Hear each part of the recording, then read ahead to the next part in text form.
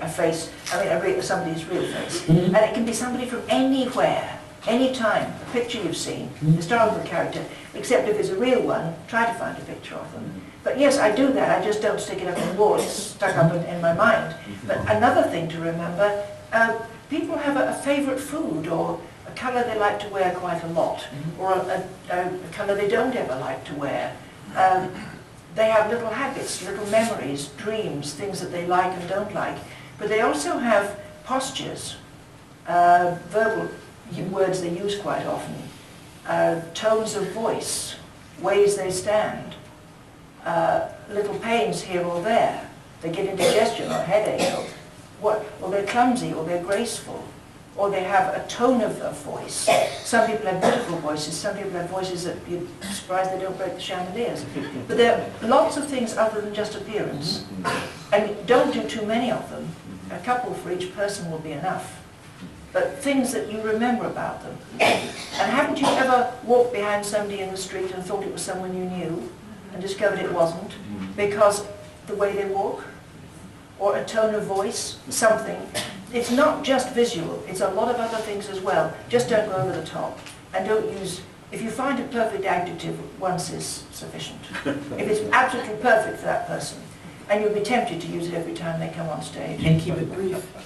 You keep it brief. Don't lose the description of the person in everything they wear down to their socks.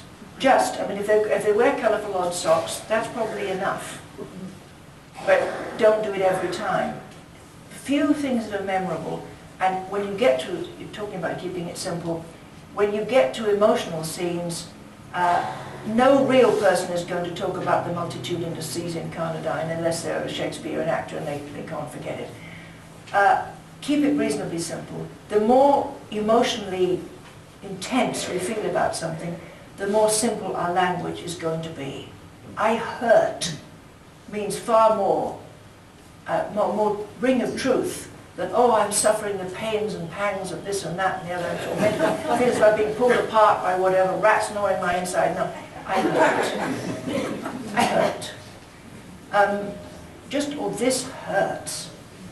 I can remember when in church one day when a young man was saying very earnestly, giving a closing prayer, as we take our departure for our various destinations, I thought, oh please, go home. If you're talking about going home, home is a very emotive word. Usually we hope for good. It's a sense of arriving where you belong, where you're certain, where you're loved. Or it might be where you're abused, where you're longing to escape from. But it's a powerful word. Various destinations is something here in the railway platform.